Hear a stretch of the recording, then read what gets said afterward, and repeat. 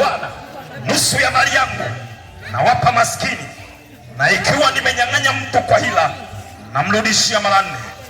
Yesu akamwambia, leo wokovu umefika nyumbani humu, kwa sababu huyu naye ni mwana wa Ibrahimu. Kwa kuwa mwana wa Adamu alikuja kutafuta na kuokoa kilichopotea. Kwa kuwa mwana wa Adamu alikuja kutafuta na kuokoa kilichopotea. Leo ninazo habari njema za kukwambia juu ya habari ya mwana wa Adamu. Mstari wa mwisho anasema, kwa kuwa mwana wa Adamu alikuja kutafuta na kuokoa kilichopotea. Mwana wa Adamu alikuja kutafuta na kuokoa kilichopotea. Jioni ya leo ninayo maneno machache ambayo nataka niyaseme kwako, mtu wa Mungu ambaye unampenda Yesu. Sikiliza, kuwepo tu hapa na kukaa kunisikiliza ni alama mojawapo ya kwamba Yesu nampenda. Na ikiwa Yesu nampenda, ndio maana Yesu anatuma watumishi wake waje wakuambie habari njema za ufalme. Na ikiwa haujachukua maamuzi ya kuingia kwenye ufalme, uchukue maamuzi haraka kuingia kwenye ufalme, kwa sababu kwa kuingia kwako kwenye ufalme, salama wa maisha yako unaingia.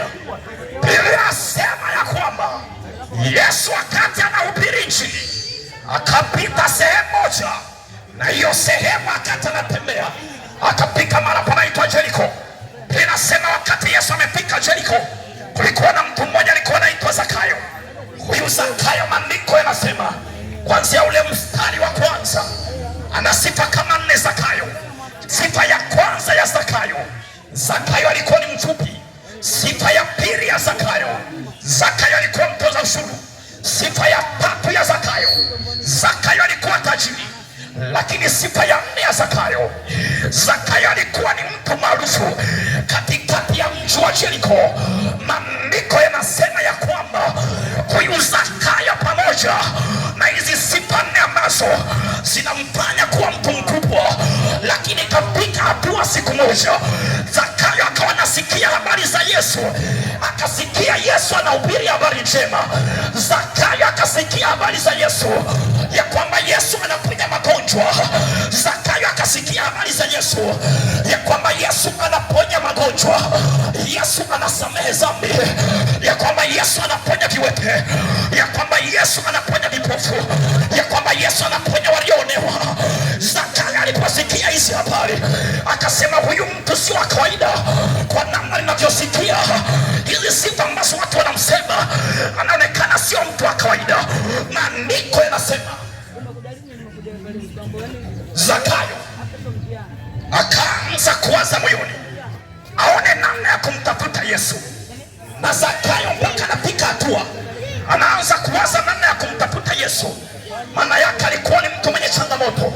Zakayo kulikuwa na mapito wakati mwingine aliyokuwa anapitia ndani yake. Ndio maana akaamua moyoni mwake ya kwamba nahitaji kumtafuta Yesu ili nipate kujua, nimwone ya kwamba Yesu ni mtu wa namna gani. Zakayo wakati wa kufanya kazi kwake akawa nasikia watu ambao walikuwa wanatoka kwenye mkutano wa Yesu wakatoa habari za namna ambavyo Yesu alikuwa anafanya, namna ambavyo Yesu alikuwa anapenda. Zakayo akawa ni mtu anayevutua kutaka kujua Yesu ni mtu wa namna gani. Zakayo alikuwa amejaa na matendo mabaya ndani yake. Zakayo alikuwa yamkini ni mlevi. Zakayo alikuwa yamkini ni mwizi. Zakayo alikuwa yamkini ni tapeli. Lakini maandiko yanasema ya kwamba Zakayo akawa anatafuta kumwona Yesu ni wa namna gani. Zakayo yamkini alikuwa ni mla rushwa, maana maandiko yanasema ya kwamba alikuwa ni mtoza ushuru. Na ngoja nikwambie, kwenye mji wa Jeriko Zakayo alikuwa anafahamika. Watu wakimwona Zakayo wakati anapopita na risiti, wengine walikuwa wanafunga maduka, wengine walikuwa wanakimbia, wengine walikuwa wanaenda kujificha, kwa sababu Zakayo alikuwa sio mtu wa kawaida. Zakayo alikuwa anaogopeka kutokana na sifa alizokuwa nazo. Lakini ngoja nikwambie, wakati ambao Zakayo anaogopeka, bado akawa anasikia habari za Yesu. Yesu anahubiriwa, watu wanapita wanamweleza ya kwamba jamani, kuna mwanaume mmoja anaitwa Yesu wa Nazareti. Huyu mtu sio wa kawaida.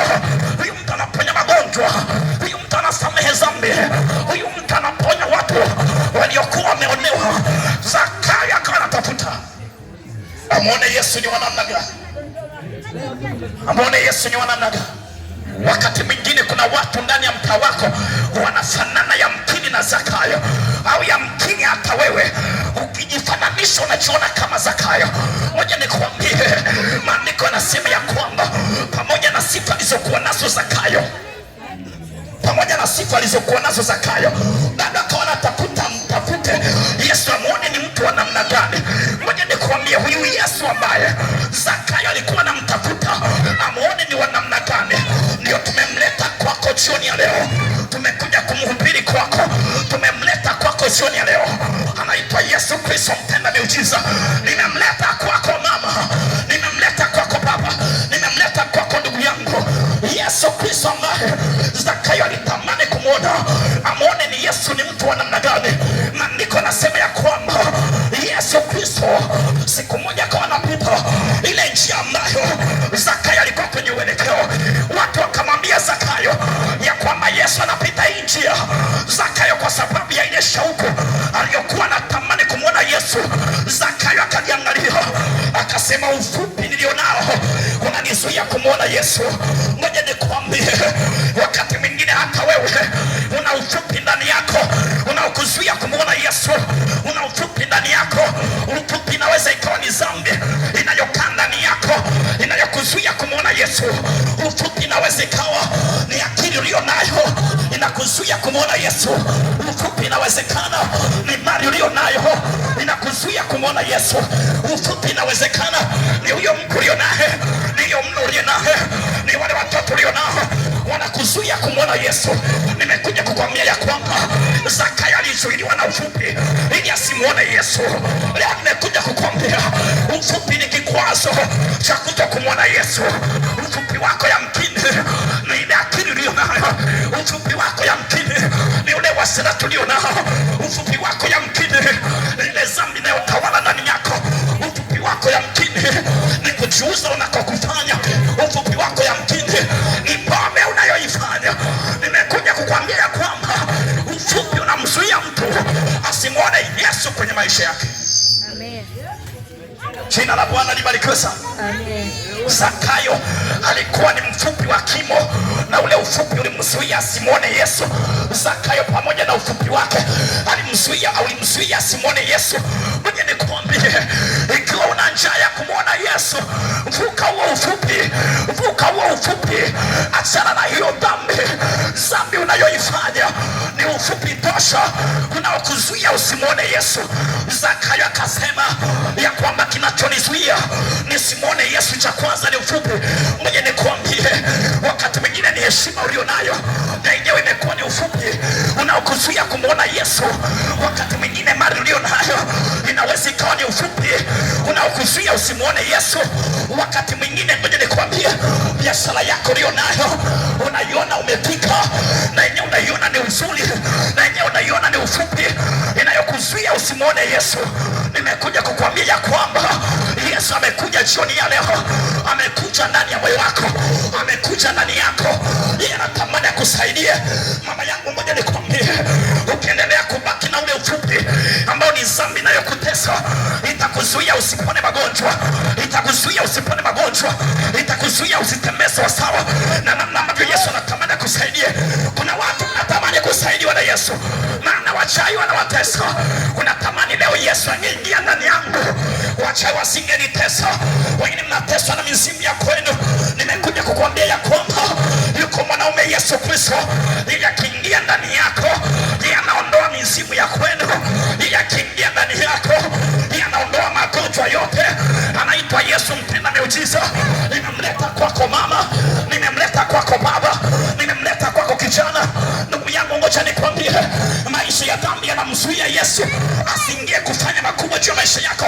Maisha ya dhambi yanamzuia Yesu asiingie kufanya vitu vyema, asiingie kukuponya, asiingie kukutolea magonjwa ambayo yanatesa maisha yako. Leo ninazo habari njema kukwambia. Baba yangu, achana na ufupi. Zakayo akasema ya kwamba pamoja na kwamba ninaona kuna ufupi unanizuia, lakini nitaachana nao. Nitahakikisha namuona Yesu anaingia Jina la Bwana libarikiwe. Amen. Yesu amekuja ndani yako. Hii inasema Yesu akawa anapita ile njia ambayo Zakayo alikuwa amekaa. Zakayo akapiga mahesabu, akasema kwa namna hii naweza nisimuone Yesu. Yesu amepita njia dukani kwako. Yesu amepita njia dukani kwako. Yesu amepita njia kwenye biashara yako. Yesu amepita njia mahali umekaa. Yesu anapita hata sasa. Maandiko yanasema Zakayo alipoona vile ya kwamba ufupi utamzuia asimwone Yesu, Zakayo alichokifanya ni kutembea, kukimbia mbio, akaenda mbele zaidi, maana amepiga mahesabu ya kwamba ndio mahali Yesu atakuja kupita. Kwa hiyo Zakayo akaenda mbele zaidi, akakimbia kwenye mkuyu. Alipokimbia kwenye mkuyu, maandiko nasema Zakayo akaanza kupanda kwenye mkuyu, akaanza kupanda kwenye mkuyu. Lengo lake ni nini? Lengo lake Yesu akipita amuone ni wa namna gani. Yesu akipita amuone ni wa namna gani.